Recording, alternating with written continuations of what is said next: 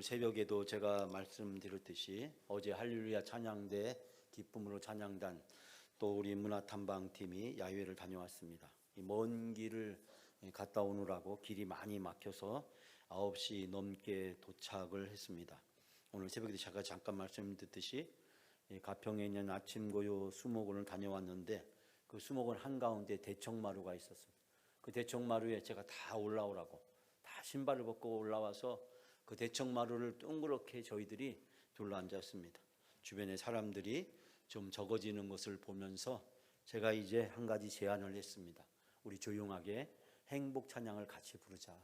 그래서 그 자리에서 손을 들고 행복 찬양을 부르기 시작했습니다. 한 번 부르고 두 번 부르고 다시 세 번 불렀습니다. 저는 그 대청마루에 앉아서 푸르른 산과 하늘을 쳐다보면서 또 행복 찬양을 부르는 우리 성도님들의 표정 한 분 한 분을 살펴보면서 그런 생각을 했습니다. 우리 참 행복하구나. 참 행복하구나.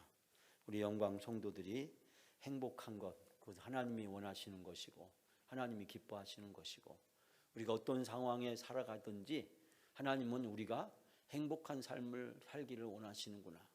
그것을 위해서 하나님은 우리를 부르셨고 우리를 구원해 주셨고 하나님의 자녀 삼아 주셨고 영광 성도로 살아가게 해 주셨다.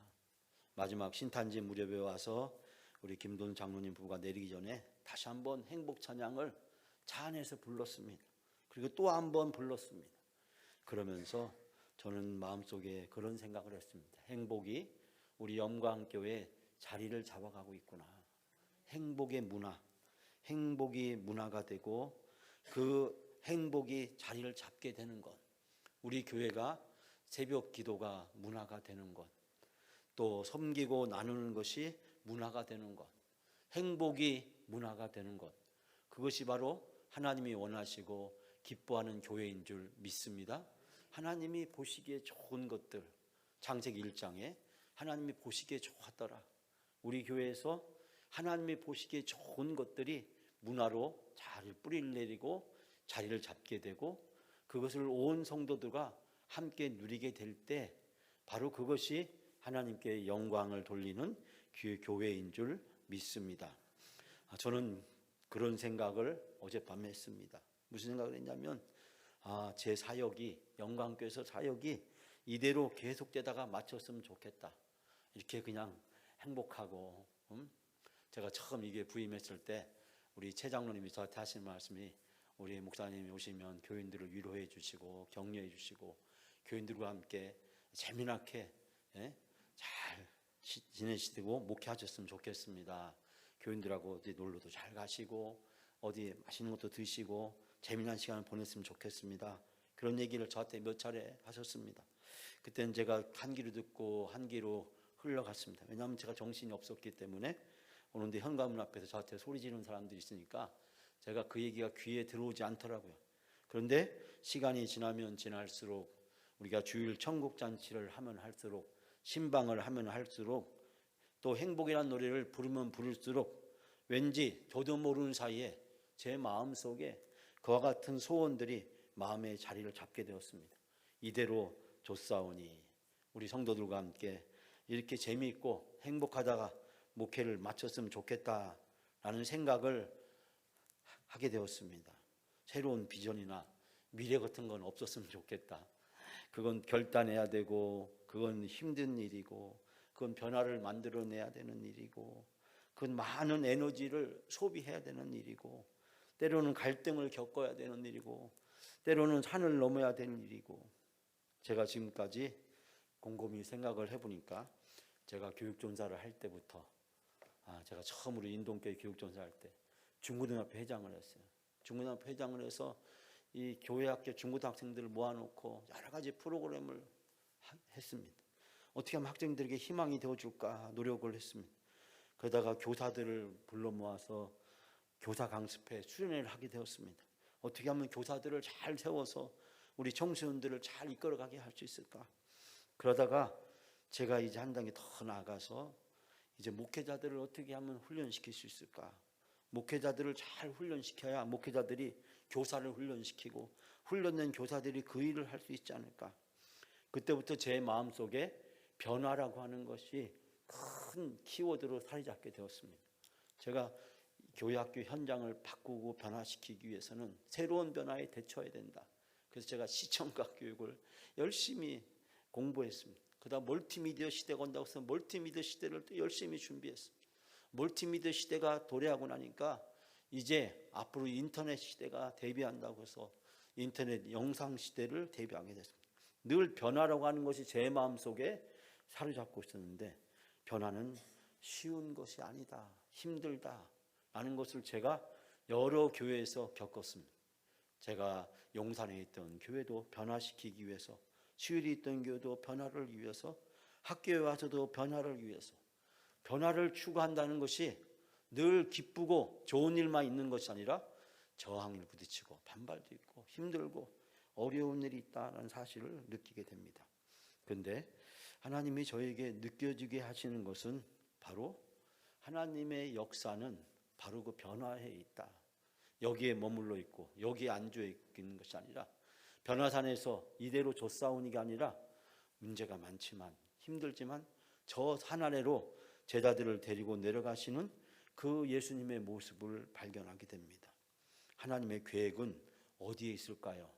오늘은 우리가 사도행전 말씀을 지난 주일에 이어서 나누고 있습니다. 여러분 알다시피 지금 교회력으로 우리가 성령 강림절 이후를 보내고 있습니다. 성령 강림절 하면 우리가 떠오르는 성경책이 바로 사도행전입니다. 신약 성경은 4권의 복음서 그리고 이 23권의 서신서로 되어 있습니다. 자, 4권의 복음서 우리 알다시피 어떻게 해야 구원받는가? 예수 복음을 믿어야 구원받는다. 그것이 4권의 마태, 마가, 누가, 요한복음의 우리 전체적인 주제입니다. 어떻게 해야 구원받는다고요? 예수 믿어야, 복음을 받아들여야 구원받는다. 자, 그거에 비해서 이 23권의 서신서 무엇을 얘기하고 있을까요? 23권 복잡해 보이지만 교회의 탄생, 사도행전, 교회가 어떻게 시작되었는가, 그리고 교회가 어떻게 예루살렘과 온 유대와 사마리아 땅끝까지 이르러 복음이 전해졌는가, 그 복음의 여정의 과정을 두 사람 베드로와 베드로를 중심으로 펼쳐지고 있습니다. 지리적으로는 예루살렘에서 온 유대와 사마리아 땅끝까지 이르러 확장되는 과정을 소개해 주고 있습니다. 사도행전 전체의 주제는 여러분이 너무나도 잘 알다시피 성령입니다. 성령을 통해서 교회가 탄생합니다. 마가의 다락방에 모여서 열심히 기도했을 때 지난주에 나눴던 말씀처럼 성령이 임했고 성령의 충만함을 받은 그들을 통해서 하나님은 초대교회라고 하는 새로운 교회를 시작하셨습니다. 사도행전 교회의 탄생입니다. 교회가 어떻게 성장했나? 13권의 바울서신을 통해서 발견하게 됩니다. 즉 복음이 이제는 예루살렘과 온 유대를 벗어나서 사마리아 지역을 향해서 나가게 됩니다. 사도 바울은 주로 유대교 기독교인들에게 복음을 전하게 됩니다. 여러분 13권의 이 바울서신에 나타나는 특징은 옥중서신도 있고 교리서신도 있고 목회서신을 크게 구분하기도 합니다만 이 13권의 바울서신의 주된 주제는 유대교 기독교인들에게 어떻게 복음을 소개할 수 있을까에 초점이 맞춰져 있습니다.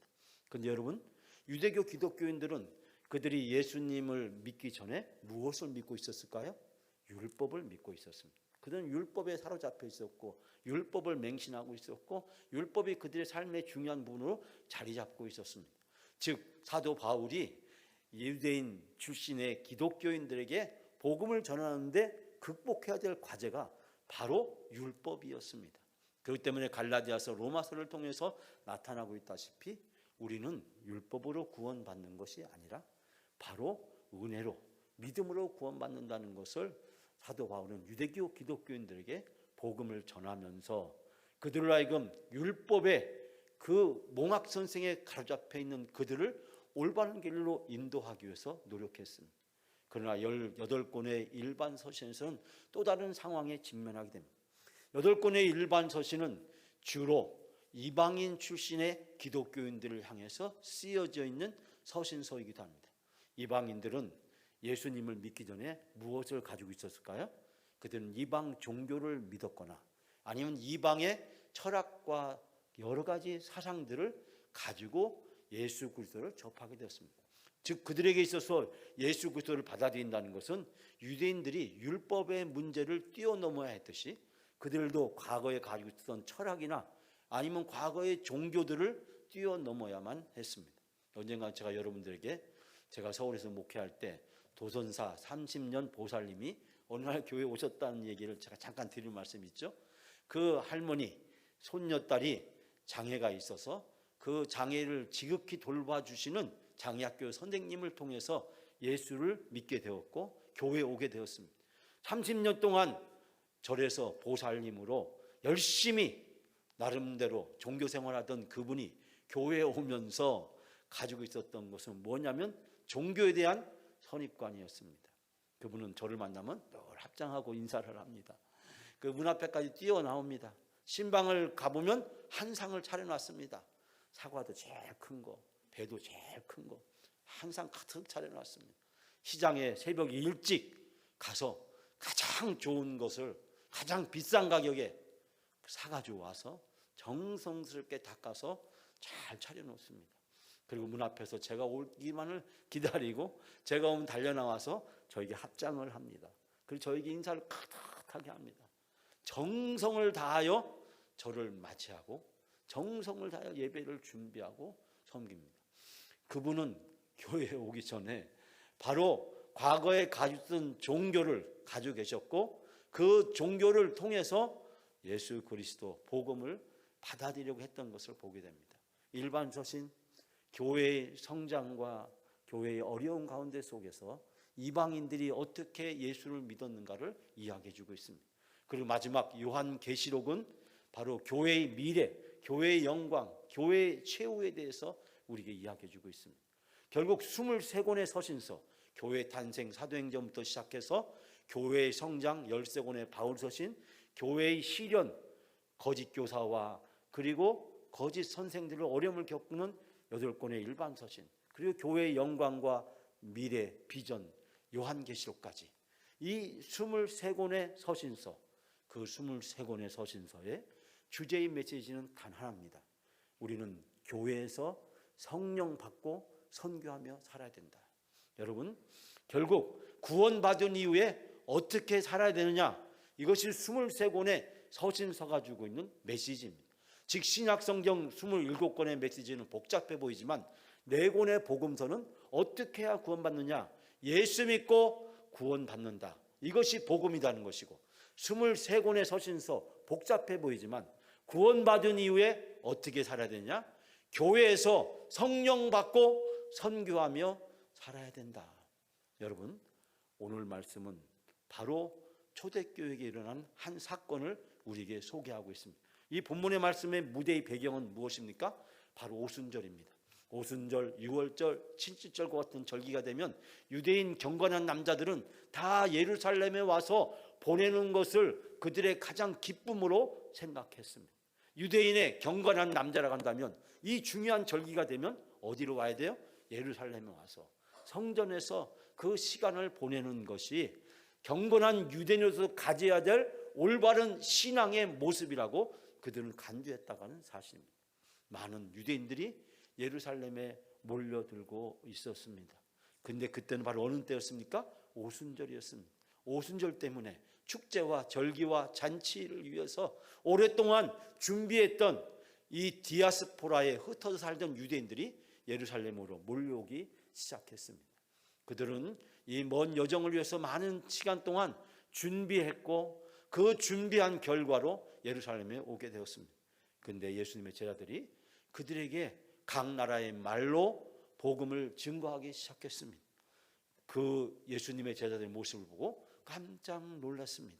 아니 저들이 갈릴리 사람이 아니냐, 어부들이 아니냐, 예수를 추종하던 사람이 아니냐, 그 예수는 십자가에 못 박혀 죽지 않았느냐, 그런데 어떻게 저들이 다시 나서서 이렇게 유창하게 각 나라 말로 이야기할 수 있단 말이냐, 어떻게 저들이 저렇게 떳떳하게 나서서 처형자, 십자가에 죽은 그 예수의 제자라고 하는 자들이 어떻게 저렇게 이야기할 수 있단 말이냐, 큰 충격에 빠집니다.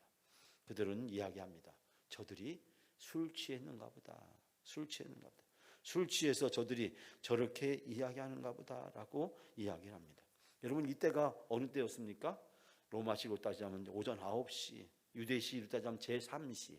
이 제3시는 이 로마력으로 따지면 오전 9시. 여러분, 이 오전 9시는 어떤 시간일까요? 9시, 12시, 이때는 바로 유대인들이 기도 시간입니다. 유대인들이 기도 시간에, 이 아침 시간에 술을 먹고 술 취해서 이야기했다는 것은 밤새도록 이들이 술을 먹었다는 얘기가 되기 때문에 사실 이것은 사람들에게 받아들이기가 어려운 이야기였습니다. 여러분, 바로 그때 베드로가 나서서 술 취했다고 오해하고 있는 사람들을 향해서 설교하기 시작합니다.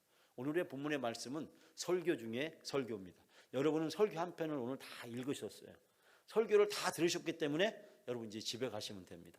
그런데 집에 그냥 가시면 목사가 또 아무것도 안 했다고 하기 때문에 할 수 없이 제가 이 본문의 말씀을 통해서 세 가지 은혜를 짧게 함께 나누어 갑니다. 첫 번째는 베드로의 설교, 우리가 오늘 다 읽었습니다. 16절부터 긴 본문을 읽었지만 이 베드로의 설교는 세 가지 내용. 첫 번째는 요엘의 예언이 성취되었음을 선포합니다. 여러분, 우리가 많은 구절이 있지만 그 요엘의 예언 중에서 17절 한 절만 우리가 다 같이 함께 봉독합니다. 하나님이 말씀하시기를 말세에 내가 내 영으로 모든 육체에 부어주리니 너희 자녀들은 예언할 것이요 너희의 자녀들은 환상을 보고 너희의 늙은이는 꿈을 꾸리라. 아멘. 그리고 18절도 보면 내 영을 남종과 여종에게 부어주고 그들이 예언하게 될 것이고, 19절에 보게 되면 징조를 베풀어 줄 것이고, 그리고 20절에 보면 크고 영원한 날이 이르기 전에 해가 변하고 달이 변하는 일이 생겨나게 될 것이다. 이 놀라운 일 가운데 속에서 21절, 이 놀라운 일을 행하시는 주님의 목적, 하나님의 목적이 나오고 있습니다. 다 같이 21절 봉독합니다. 누구든지 주의 이름을 부르는 자는 구원을 받으리라 하였느니라. 이 놀라운 성령의 역사를 펼치시는 하나님의 궁극적인 목적은 무엇입니까? 모든 사람이 구원받게 하기 위해서, 모든 사람이 하나님의 백성으로 살아가게끔 하시기 위해서, 하나님의 자녀로 살아가는 구원의 은혜를 베푸기 위한 것임을 이야기해 주고 있습니다. 하나님께서 마지막 날에 그들에게 성령을 보내주시겠다. 그리고 성령을 보내주신 목적이 뭐냐면 바로 구원을 얻는 데 있다라고 하는 사실을 이야기하고 있습니다.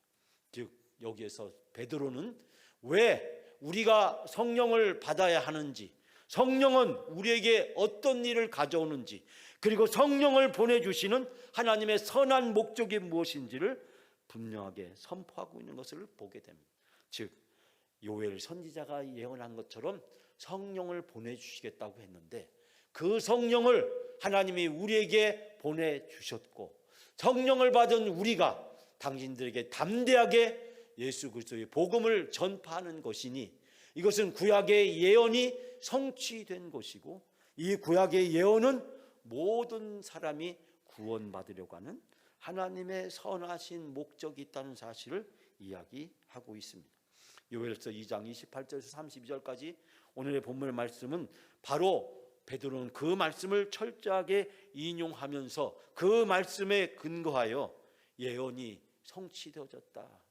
여러분, 예수님께서는 제자들에게 보혜사 성령을 보내주셨다고 약속하셨습니다. 그리고 성령이 오셨습니다. 마가의 다락방에 모여서 간절히 사모하고 기다리고 기도하던 예수 제자 공동체에게 성령이 임하셨습니다. 성령이 임하심으로 말미암아 그들은 이제 담대히 나가서 예수가 주라고, 예수가 그리스도라고, 예수가 하나님이 보내신 하나님의 아들 메시아라고 복음을 증거할 수 있게 된 것입니다. 여러분, 성령 받아야 우리의 삶에 있어서 놀라운 변화가 시작되는 줄 믿습니다. 성령 받지 않고는 그리스도인으로 살아갈 수가 없습니다. 그렇기 때문에 우리는 성령 충만함을 간절히 사모하고 하나님께 구해야 되고 성령의 음성에 우리는 순종해야 될 줄 믿습니다. 사랑하는 여러분, 이 베드로의 설교는 바로 주님이 약속하셨고 하나님이 약속하셨고 그 약속들이 이제 우리 앞에 성취되고 실현되어졌다. 여러분, 이 말씀이 오늘 내 심령에 우리 교회에 이루어진 줄 믿습니다. 두 번째는 예수님의 고난과 부활을 베드로는 담대하게 선포하고 있습니다. 여러분, 24절 말씀 우리가 다 같이 함께 봉독합니다. 하나님께서 그를 사망의 고통에서 풀어 살리셨으니 이는 그가 사망에 매여 있을 수 없음이니라. 아멘. 22절에서 사도 바울은 이야기하기를 하나님께서 나사렛 예수로 큰 권능과 기사와 표적을 너희 가운데 베풀어 주셨고 너희 앞에서 그를 증언하였다. 23절에 너희가 법 없는 자의 손을 빌려서 저 로마의 강폭한 자의 손을 빌려서 못 박혀 죽게 했지만 그러나 하나님께서 그 예수 그리스도를 다시 살리셨다라고 선포하고 있는 것을 보게 됩니다. 나사렛 예수 그리스도, 그분은 하나님의 능력과 기이한 일과 표적을 가지고 여러분 앞에 증언하신 분이고 그를 통해서 하나님이 여러분에게 모든 일을 행하여 주셨다. 그런데 하나님께서 그를 죽음의 고통에서 풀리셨다. 그를 다시 살려주셨고 그를 부활하게 하셨고 그가 다시 이제 승천하셨고 그를 통해서 우리에게 성령이 보내셨음을 사도 바울은 선포하고 있습니다. 베드로는 선포하고 있습니다. 즉 베드로는 예수 그리스도의 이 고난과 부활을 담대하게 선포하고 있습니다. 너희가 십자가에 죽었던 그 예수 그리스도를 하나님께서 살리셨고 그 예수 그리스도는 지금 하늘에 승천하셨다는 사실을 말씀하고 있습니다. 심지어 오늘 본문 말씀 보니까 이 베드로는 유대인들이 존경하던 조상 다윗을 거론하고 있습니다. 다윗도 이미 자기 자신들의 손에 메시아가 나실 것과 그가 죽음에서 부활할 것을 알고 있었던 사실을 언급함으로써 유대인들에게 예수 그리스도의 부활이 단순히 일어난 사건이 아니라 하나님의 약속이 실현되어진 것이고 그 약속이 이제 우리 눈앞에서 이루어졌음을 선포하고 있는 것을 보게 됩니다. 유대인들이 임의로 사용해버린 그 예수 그리스도가 다시 살아나셨고 부활하셨다라고 하는 증언을 선포하고 있는 것입니다. 사도 바울의 이와 같은 주장은 훗날 중요한 메시지가 됩니다. 즉 베드로의 이와 같은 메시지가 사도 바울을 통해서 선포되었고 사도 바울의 설교의 주제도 늘 예수는 부활하셨다는 주제였습니다. 즉 초대교회의 큰 두 지도자 베드로의 설교와 그리고 이 바울의 설교와 둘이 일맥상통하고 있는 그 설교의 핵심적인 주제는 바로 예수가 구주시고 예수가 바로 부활하셨다는 메시지였던 것을 발견하게 됩니다. 초대교회 대부분의 사도들의 설교는 철저하게 이 두 가지 사실에 초점이 맞춰져 있었습니다. 바로 예수가 그리스도라는 것과 예수가 부활하셨다는 사실을 그들은 선포하고 있습니다. 베드로는 어디에 가든지 설교할 때 늘 주제가 예수가 그리스도시고 예수가 죽음을 이기시고 부활하셨다. 사도 바울의 설교도 늘 어디에 가든지 예수는 그리스도시고 예수 그리스도가 우리를 부활하셨다. 그 예수 그리스도를 통해서 우리는 구원받을 수 있다라는 것이 베드로 사도와 그리고 바울 사도의 가장 큰 메시지였음을 발견하게 됩니다. 즉 복음의 진수가 담겨져 있음을 우리는 여기서 발견하게 됩니다. 즉 초대교회 설교의 가장 중요한 키포인트는 부활하신 예수 그리스도였고 그 부활하신 예수 그리스도를 통해서 우리가 구원받게 되었다는 사실을 선포하고 있는 것입니다. 즉 율법을 통해서 우리가 구원받는 것이 아니라 어떠한 철학 자상이나 다른 종교를 통해서 구원받을 수 있는 것이 아니라 오직 예수 그리스도 복음을 통해서만이 구원받을 수 있다. 결론적으로 얘기하면 율법도 복음이 무엇인지 선명하게 드러나게 가르쳐주고 그리고 이방의 종교나 각종 사상들도 결국 복음 이외에는 다른 길이 없다는 것을 우리에게 가르쳐주고 있다는 사실을 우리는 발견할 수 있게 됩니다. 사랑하는 여러분, 이 복음으로 우리가 구원받은 줄 믿습니다. 하나님의 자녀가 된 줄 믿습니다. 이 복음 앞에서 날마다 하나님이 나를 사랑해 주시는 이 구체적인 사랑의 증표를 가지고 살아가시는 여러분의 삶이 다 되시기를 주님의 이름으로 축원합니다. 마지막 세 번째로 베드로는 자신의 신앙 고백으로 유대인들에게 예수를 받아들일 것을 촉구하고 있습니다. 여러분 36절 마지막 다 같이 함께 봉독합니다. 그런즉 이스라엘 온 집은 확실히 알지니 너희가 십자가에 못 박은 이 예수를 하나님이 주와 그리스도가 되게 하셨느니라. 아멘. 사랑하는 여러분, 그러므로 이스라엘의 온 집안은 확실히 알아두십시오. 하나님께서는 여러분이 십자가에 못 박은 이 예수를 주와 그리스도가 되게 하셨습니다. 여러분, 예수님을 십자가에 못 박아 죽게 만들었지만 그러나 하나님께서는 그 예수가 우리의 주님이 되시고 우리의 그리스도가 되게 해 주셨다라는 말씀을 선포하고 있습니다. 32절, 33절, 34절, 35절에서 사도 바울은 베드로는 자기의 신앙의 고백을 통해서 이제 그 자리에 있었던 모든 유대인들에게 하나님의 말씀을 선포하기를, 바로 십자가에 못 박힌 예수 그리스도가 이제 여러분의 주가 되고 여러분의 그리스도가 되는 것, 그것이 하나님의 뜻이라는 것을 여러분이 확실히 알아두라고 선포하면서 예수를 구주로 믿고 예수를 구주로 고백할 것을 그들에게 촉구하고 있는 것을 발견하게 됩니다.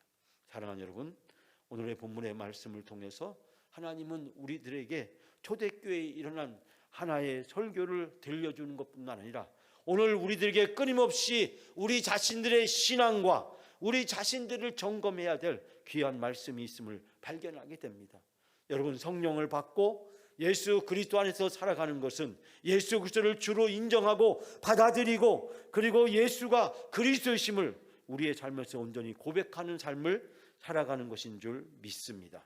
사랑하는 여러분, 하나님은 예수의 죽음 가운데 그리고 그 어려운 가운데 절망과 좌절에 빠져있던 제자들에게 성령을 보내주셨습니다. 그리고 성령의 충만함을 받게 하셨습니다. 성령의 충만을 받은 그들은 절망과 실패를 딛고 일어나서 초대교회라는 새로운 공동체가 시작이 되었습니다. 성령 받으니까 그들이 절망과 두려움과 공포를 다 이겨내게 됐고, 겁장이 패배자 두려움에 사로잡혔던 그들은 담대히 나가서 성령의 능력에 힘입어서 복음을 증거할 수 있게 된 것입니다. 아브라함부터 시작되어서 모세로부터 시작되어서 바벨론 포로로부터 시작되어서 그리고 예수 그리스도를 통해서 하나님의 인류 구원의 새로운 비전과 역사가 본격적으로 펼쳐지는 것을 보게 됩니다. 이 모든 역사가 성령을 통해서 이루어지고 있는 사실을 우리는 발견할 수 있게 됩니다. 사랑하는 여러분, 이 새로운 하나님의 비전과 역사는 사람의 힘으로 되지 않습니다. 사람의 방법으로 되지 않습니다. 사람의 지식으로 되지 않습니다. 우리의 노력으로 되지 않습니다. 새로운 하나님의 비전과 역사는 사람의 힘으로 감당할 수 없습니다. 성령을 받아야 놀라운 일이 일어나는 줄 믿습니다. 신앙생활은 성령을 통해서 성령의 능력에 성령의 도우심을 힘을 때 가능한 것인 줄 믿습니다. 우리는 이 세상을 살아가면서 끊임없이 세상의 유혹에, 세상의 풍습에 지배를 받고 유혹을 받고 우리는 쉽게 휘둘립니다. 그러나 성령은 우리로 하여금 예수 그리스도를 주로 고백하고 예수 그리스도를 주로 모시고 살아갈 수 있도록 우리를 인도해 주시는 줄 믿습니다. 성령을 받아야 60살을 내려놓고 한 살이 될 수 있습니다. 저는 요즘 때때로 참 힘들고 어려웠다라는 생각을 많이 합니다. 60년이 한 살이 되는 비전을 하나님이 저에게 마구 부어주시는데 제가 곰곰이 생각해보면 그것을 감당할 자신이 때때로 없습니다. 저는 하나님께 이렇게 때로는 저항해봅니다. 하나님, 이 길이 아니면 안 되겠습니까? 그냥 이대로 가면 되지 않겠습니까? 그 후에는 하나님께서, 그 후는 그 다음 사람들이 알아서 하게 될 것이고 저는 그냥 이대로 가면 되지 않겠습니까? 그런 생각을 해보게 됩니다. 성령을 받아야 우리가 하나님의 음성에 순종할 수 있게 됩니다. 그래서 저는 간절히 기도합니다. 제가 성령에 순종할 수 있도록, 성령의 인도하심에 제 자신을 온전히 내어 맡길 수 있도록, 그래야 하나님의 역사를 제가 감당할 수 있게 되기 때문에 하나님께 성령을 성령에 순종할 수 있는 믿음을 달라고 저는 하나님 앞에 간절히 기도하고 있습니다. 사랑하는 여러분, 교회 창립 60주년을 앞두고 우리는 지금 기도하고 있습니다. 우리가 기도하는 이유는 하나님의 선한 역사가 우리 앞에 있고 하나님의 기도의 결과로 제3의 영적 부흥의 비전을 하나님은 우리에게 주셨습니다.